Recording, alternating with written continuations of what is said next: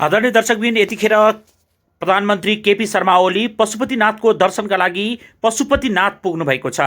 प्रधानमन्त्री ओलीले पशुपतिनाथको दर्शन गर्नुभएको सर्वत यो पहिलो घटना हो।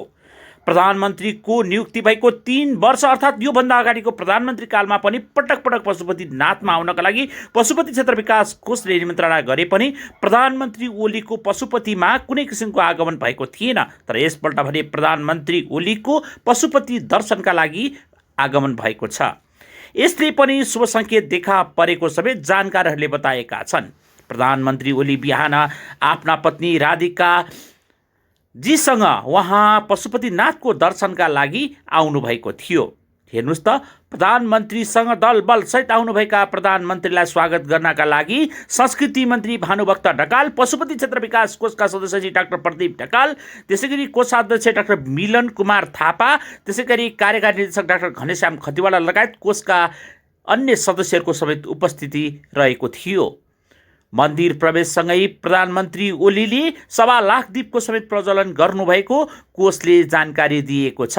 प्रधानमन्त्री आफ्ना पत्नीसँग विशेष रूपमा ठाटिएको यो फोटोले पनि के प्रमाणित गर्दछ भने प्रधानमन्त्री धार्मिक संस्थामाको कुरा गरेर भए पनि कम्तीमा हिजो होली वाइनसँग पिएका डाक्टर माधव कुमार नेपाल जो हुनुहुन्थ्यो उहाँकै पार्टीका नेता, र उहाँले होली वाइन पिए पनि तर आज पशुपतिनाथमा गएर उहाँले दर्शन गरेर ती हिजोका आफूमाथि लागेको आरोपलाई पनि विदा गर्नुभएको जानकार सूत्रले आफ्नो नाम नबताउने शर्तले हिन्दू टिभीलाई जानकारी दिनुभएको छ। प्रधानमन्त्री ओलीको पशुपतिनाथको दर्शनलाई अत्यन्त महत्त्वपूर्ण रूपमा हेरिएको छ। प्रधानमन्त्री ओली मन्दिर पुग्नुहुँदा प्रधानमन्त्रीलाई स्वागत गर्नका लागि कोषका पदाधिकारी तथा कर्मचारीहरूको बाक्लै उपस्थिति देख्न सकिन्छ। प्रधानमन्त्रीद्वारा मन्दिरका विभिन्न भागहरूको बारेमा जानकारी समेत लिनुभएको थियो। हुन त पनि किनभने प्रधानमन्त्री ओली प्रधानमन्त्री भइकन पछि पहिलो पटक पशुपतिनाथको दर्शनका लागि पशुपतिनाथको मन्दिर जानुभएको। हुन त पशुपति क्षेत्र विकास कोषका संरक्षकको रूपमा रहने प्रधानमन्त्रीबाट पहिलो पटक पशुपतिनाथको दर्शन हुँदा यति रोचक आएको समेत जानकारहरू बताउने गर्छन्। प्रधानमन्त्री ओलीले मन्दिर दर्शनपछि अभिवादन फर्काउँदै सबैलाई अभिवाद हल्ला र सम्मान समेत प्रकट गर्नुभएको थियो। प्रधानमन्त्री ओली विशेष रूपमा पशुपतिनाथको विभिन्न भागहरूको अवलोकन समेत गर्नुभएको छ। बालवाला प्रधानमन्त्रीबाट पशुपतिनाथको दर्शन भएको सम्भवतः यो पनि महत्त्वपूर्ण पक्ष हो भन्ने कुराहरू जानकार बताउँछन्।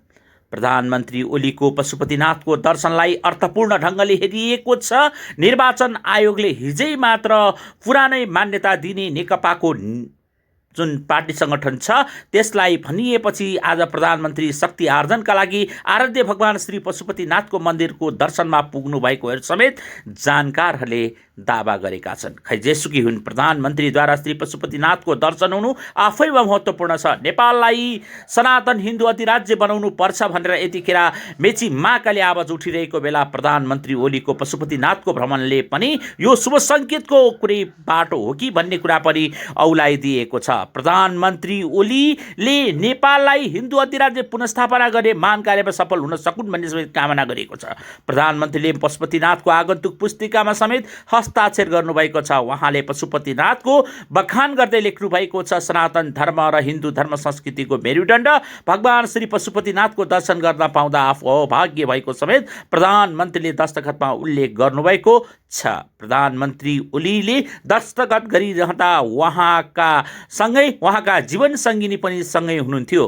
सोफाको विशेष व्यवस्थापन गरिएको थियो भने पदाधिकारीहरू ठाटिएर आएका थिए। कोषका सदस्य सचिव डाक्टर प्रदीप ढकालको, त्यसै गरी कोषका अध्यक्ष तथा संस्कृति मन्त्री भानुभक्त ढकाल, कोषाध्यक्ष डाक्टर मिलन कुमार थापा, त्यसै गरी सदस्यहरूको समेत यो फोटो पोजले त्यही कुरालाई सङ्केत गर्दछ हो। आदरणीय दर्शक, विशेष गरी पशुपतिनाथमा विभिन्न किसिमका व्याप्त भ्रष्टाचारका आवाजहरू उठिरहेको छ। यतिखेर पशुपतिनाथको विषयलाई लिएर गम्भीर विषयहरू आइरहेको छ। गुरु योजनाका विषयमा पनि प्रश्न उठिरहेको छ।